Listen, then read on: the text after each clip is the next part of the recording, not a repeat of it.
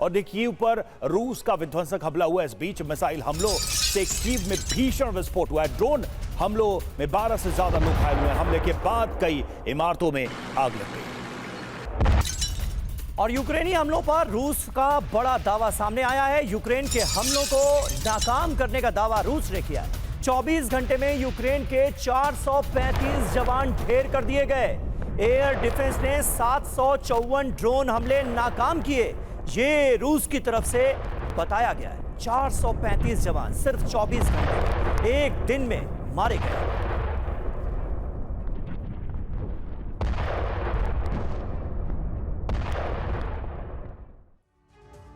UEM Jaipur एक आदर्श लक्ष्य है। भावी छात्रों के लिए अच्छी नौकरी, भविष्य के लिए तैयार कौशल के साथ अच्छी शिक्षा। कीव में नाटो यूक्रेन काउंसिल की बड़ी बैठक हुई। जानकारी आपको दे दें, रूस के दबाव के बावजूद सहयोगी देश एकजुट। यूक्रेन को एंटी मिसाइल डिफेंस में समर्थन मिलेगा तो इस तरीके से यूक्रेन जो चाह रहा था वैसा ही समर्थन देने की कोशिश यहां पर, या देने का आश्वासन मिल रहा है, क्योंकि सबसे बड़ी चुनौती इस वक्त यूक्रेन के सामने है सुरक्षा की, यानी कि रूस के हमलों को रोकने की। ऐसे में यूक्रेन को एंटी मिसाइल डिफेंस में समर्थन दिया गया है।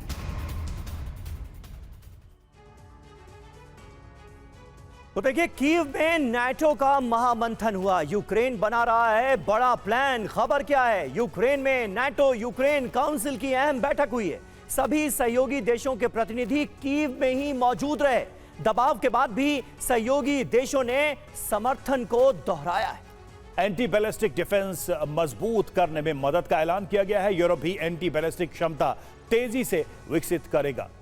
और बड़ी बात यह है कि नाटो सहयोगियों का एकजुट संदेश यहां पर देखने को मिल रहा है।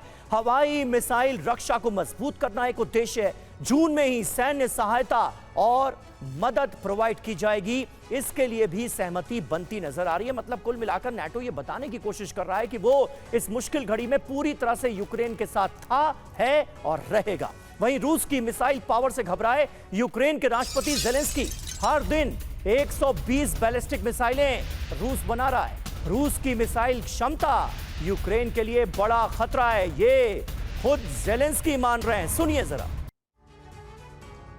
और टारगेट पर रूस के हथियार, यूक्रेन करेगा बड़ा प्रहार। सवाल तो यही है, बड़ी बात क्या है? देखिए, रूस की मिसाइल पावर से घबराए ज़ेलेंस्की हर दिन 120 बैलिस्टिक मिसाइल बना रहा है। रूस अपनी बात में भी जब वो ब्रीफ कर रहे थे तब भी इसका जिक्र किया उन्होंने। रूस की मिसाइल क्षमता यूक्रेन के लिए बड़ा खतरा है। जी और देखिए, रूस की मिसाइल क्षमता के बारे में आपको बता दें, इंटरकॉन्टिनेंटल बैलिस्टिक मिसाइल रूस के पास है। RS-24 यार्ड्स और टोपोल M जैसी घातक मिसाइलें रूस के पास। रूस की समुद्री परमाणु ताकत की बात कर लेते हैं। पनडुब्बी से दागी जाने वाली बुलावा मिसाइल है और सेकेंड स्ट्राइक कैपेबिलिटी का मुख्य आधार है ये।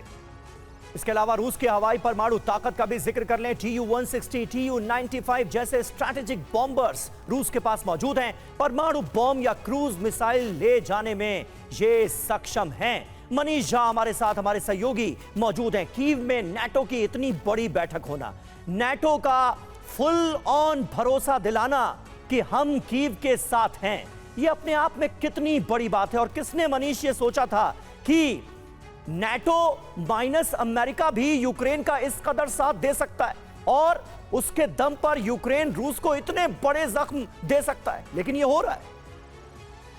बिल्कुल, देखिए, बहुत सारी बातें तो टेक्नोलॉजी की वजह से हो पा रही है, क्योंकि इस ड्रोन वॉरफेयर ने यूक्रेन को भी दरअसल कहें तो रिवाइव कर दिया है। पिछले कुछ महीने में यूक्रेन जिस तरीके से रूस के भीतर ऑयल रिफाइनरी या दूसरे क्रिटिकल इंफ्रास्ट्रक्चर पर अटैक कर रहा है, लेकिन नाटो के सहयोगी देशों के सामने जब राष्ट्रपति ज़ेलेंस्की ये बात कहते हैं कि रूस किस हद तक मिसाइल, बैलिस्टिक मिसाइल और दूसरे मिसाइल बना रहा है, तो वो दरअसल नाटो को भी आगाह कर रहे हैं उस जंग के लिए जिसकी रूस और नाटो एक दूसरे के खिलाफ तैयारी कर रहा है। देखिए, रूस और यूक्रेन जंग तो हो ही रहा है, लेकिन लगातार हम अपने TV9 के दर्शकों से कहते आए हैं कि रूस, यूक्रेन और पश्चिम एशिया के अलावा एक और जंग है जिसकी पटकथा लिखी जा रही है और बहुत जल्दी वो आपको एक्शन में होता हुआ दिखेगा।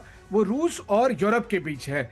जब आप देखते हैं कि सेंट पीटर्सबर्ग में यूक्रेन हमला करने में कामयाब हो जाता है, तो वो इसलिए नहीं कि वो साउथ रशिया की तरफ से अटैक करता है, बल्कि रूस का कहना यह है कि बहुत से यूरोपीय देश, मतलब नॉर्वे, स्वीडन, फिनलैंड जैसे देश यूक्रेन को अपनी जमीन मुहैया करा रहे हैं, जहां से वो सेंट पीटर्सबर्ग पर हमला करता है। तो कुल मिलाकर देखा जाए तो रूस की ये सब तैयारी यूक्रेन के खिलाफ कम और आने वाले दूसरे युद्ध जो यूरोपीय देशों के साथ होना है, जिसको आप नाटो माइनस अमेरिका कह सकते हैं, उसके बारे में ये जंगी तैयारी है और बहुत एग्रेसिव तरीके से वो इसकी तैयारी कर रहे हैं। खुद पुतिन भी ये बात कह चुके हैं और हम सब भी देख रहे हैं कि इसके लिए उन्होंने बड़े पैमाने पर न्यूक्लियर ड्रिल का एक्सरसाइज किया, या फिर आप सबमरीन से देखते हैं